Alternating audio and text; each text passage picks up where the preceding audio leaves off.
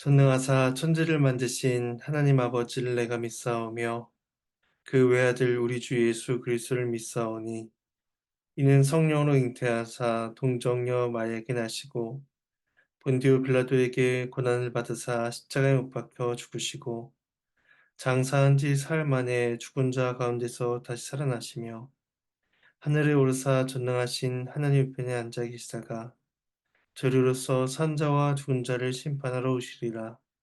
성령을 믿사오며 거룩한 공예와 성도가 서로 교통하는 것과 죄를 사해 주시는 것과 몸이 다시 사는 것과 영원히 사는 것을 믿사옵나이다.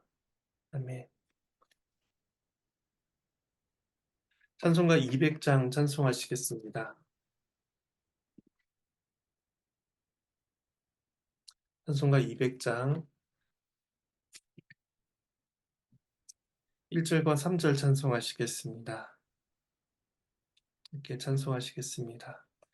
달고 묘한 그 말씀, 생명의 말씀을, 귀한 그 말씀 진실로, 생명의 말씀이 나의 길과 믿음 밝히 보여주니 아름답고 귀한 말씀 생명샘이로다. 아름답고 귀한 말씀 생명샘이로다. 널리 울리어 퍼지는 생명의 말씀을 마음의 용서와 평안을 골고루 주나니 다만 예수 말씀 듣고 복을 받네. 아름답고 귀한 말씀 생명샘이로다. 아름답고 귀한 말씀 생명샘이로다. 아, 네. 네, 함께 보실 말씀은 마가복음 12장입니다. 마가복음 12장 35절에서 마지막 44절까지의 말씀입니다.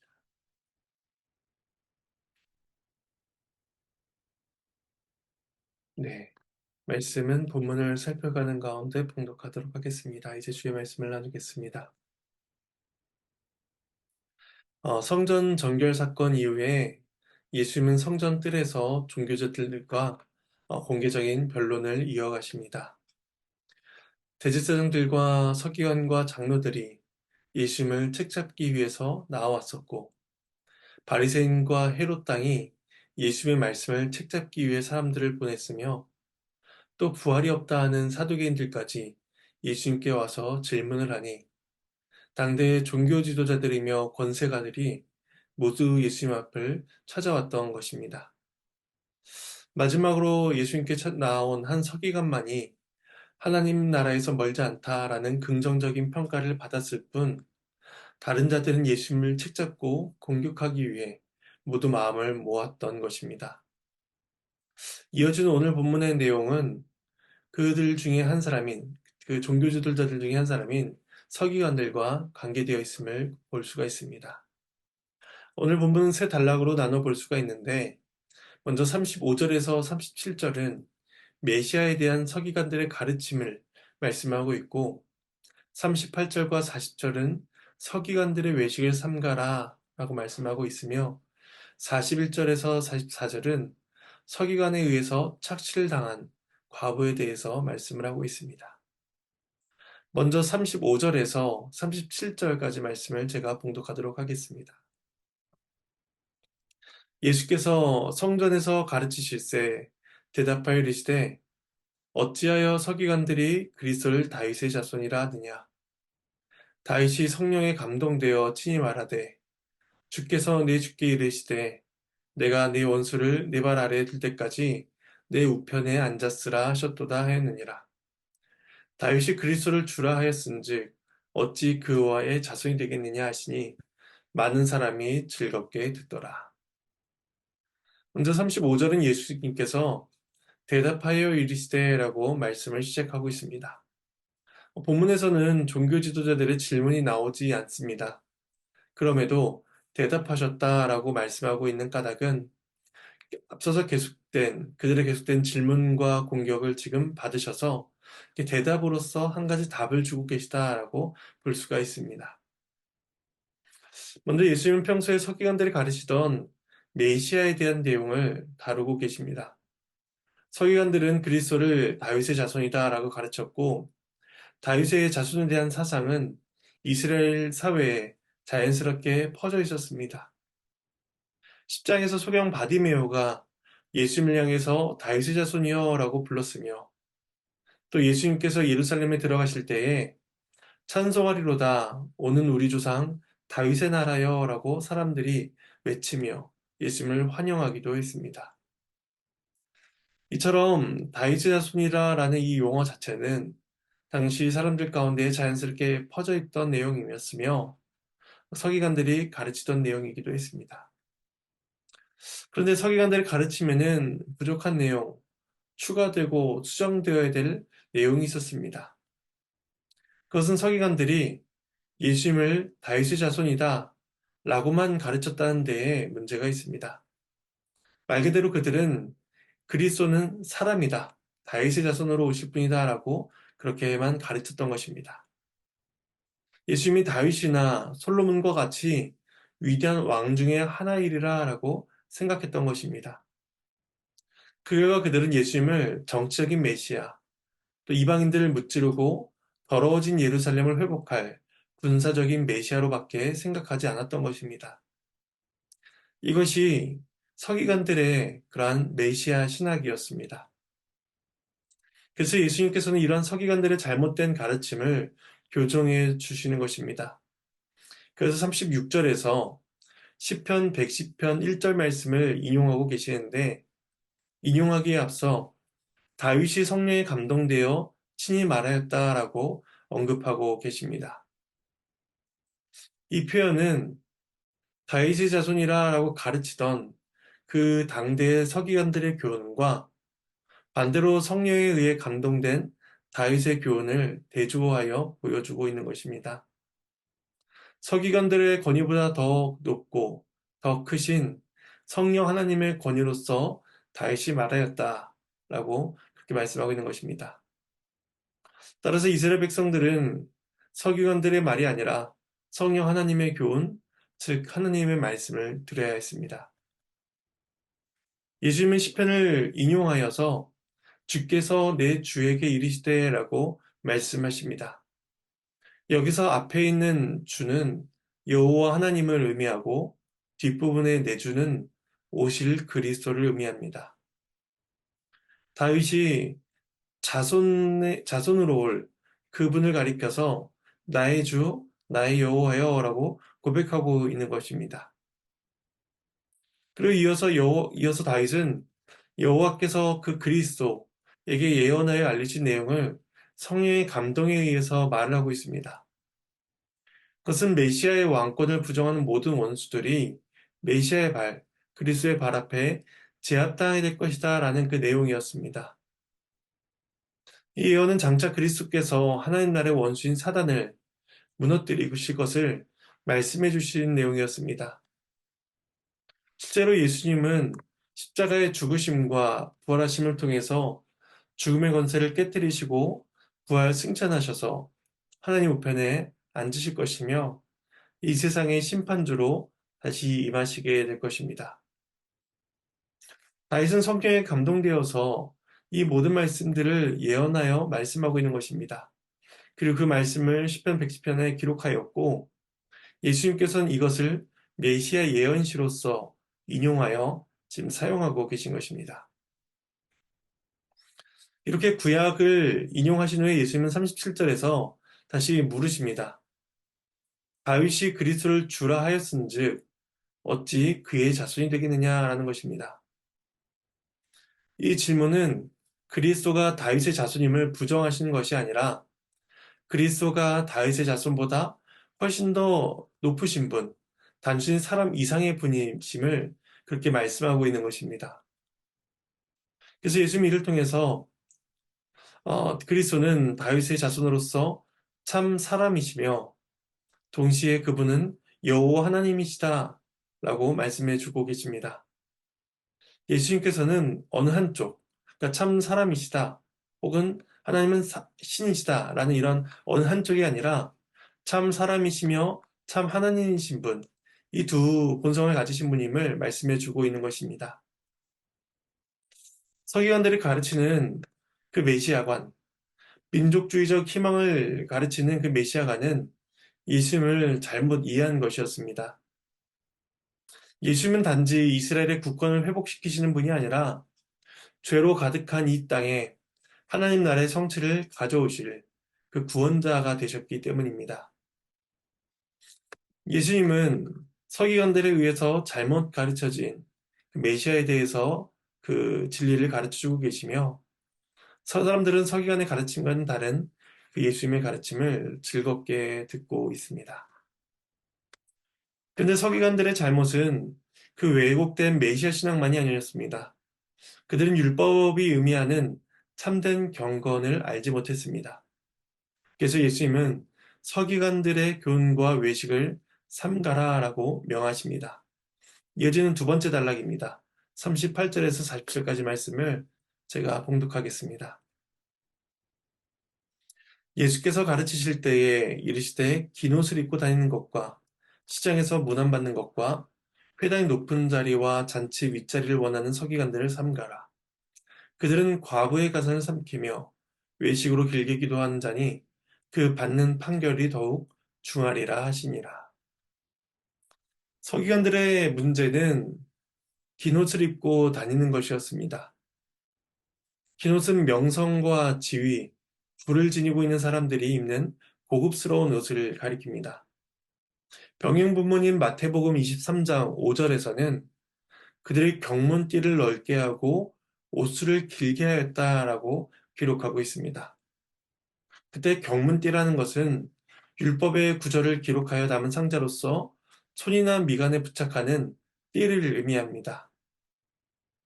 그러니까 그들은 자신이 높은 사람이고 말씀을 지니고 있는, 말씀을 쫓는 경건한 사람이다라는 것을 그 긴 옷 자체로서 드러내고 있었던 것입니다. 그런 자연스레 시장에서 문안을 받는 것을 좋아하고 랍비라 불리기를 그들은 원했던 것입니다. 뿐만 아니라 회당의 높은 자리, 즉 백성들을 가르치는 자리, 동시에 백성들의 시선을 한 몸에 받는 그 회당의 높은 자리에 앉기를 좋아했습니다. 그리고 그들은 잔치 자리에서도 윗자리, 가장 높은 자리에 앉기를 원했습니다. 이런 서기관들의 모습은 앞서 예수님께서 가르치신 하나님 나라의 모습과는 정반대의 모습이었습니다. 예수님은 크고자 하는 자는 섬기는 자가 되어야 하고 으뜸이 되고자 하는 자는 모든 사람의 종이 되어야 한다 라고 가르치셨습니다. 누구보다도 하나님 나라의 교훈을 가르치고 본을 보여야 할 자들이 소위 하나님의 말씀을 맡은 자들이 하나님의 뜻과는 완전히 다른 삶을 살고 있었던 것입니다. 높아지기를 원하고 존경받기를 원하며 사람들의 이목을 끌기를 원했던 것입니다. 그들은 하나님 나라의 모습이 아니라 세상 나라의 모습대로 살고 있었습니다. 그런데 서기관들의 문제는 이것이 다가 아니었습니다. 겉으로는 종교적인 거칠애와 경건으로서 자신들의 몸을 치장하고 있었는데 정작 그들은 하나님의 계명을 불순종하며 무시하고 있었던 것입니다. 그들의 죄는 과부의 가산을 삼키는 데에 있었습니다. 남편을 잃은 과부는 경제력을 상실함으로써 이스라엘에서 보호받아야 될 대상 중에 하나였습니다. 율법에 따라 과부를 보호하며 그들의 생활을 보장해야 하는 일에 누구보다 애써야 할 서기관들이 도리어 그녀들의 재산을 착취하고 있으니 이것은 용서될 수 없는 악행이었습니다. 그리고 그런 서기관들의 지도를 받고 있는 백성들 또한 과부들을 보호하지 않으며 죄악된 길을 걷는다는 것은 너무나 자명한 사실이었습니다. 그런데 이 서기관들의 또 다른 잘못은 외식으로 길게 기도한다라는 것에 있었습니다. 이것은 사람들 앞에서 경건한 척 하려고 그렇게 길게 기도하는 것을 의미할 수도 있고, 또는 과부들을 위해서 장황하게 기도를 함으로써 그녀들의 가산을 삼키는 것을 의미할 수도 있습니다. 그것이 무엇이 되었든 간에 그들은 자신들의 사리사욕을 위해 하느님조차 이용하며 경건하게 기도하는 척하고 있었던 것입니다. 예수님은 그런 자들을 향해서 그 받는 판결이 더욱 중하리라 라고 선언하십니다. 하나님께서 더 엄중히 심판하신다는 것입니다. 그들에게 율법을 맡기셨고 이스라엘 백성들을 맡기셨습니다. 그냥 그들에게 책임을 물으시는 것은 당연한 일이었습니다.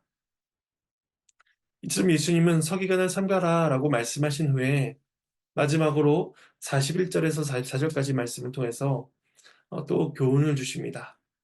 이때 잘 알려진 과부의 헌금에 대해서 말씀을 하시는데, 이 교훈 또한 그 앞에 단락들과 연결점이 있음을 우리는 생각하게 됩니다.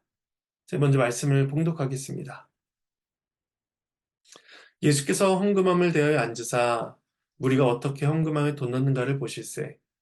여러 부자는 많이 넣는데 한 가난한 과부는 와서 두 렙돈 곧 한 고데란트를 넣는지라.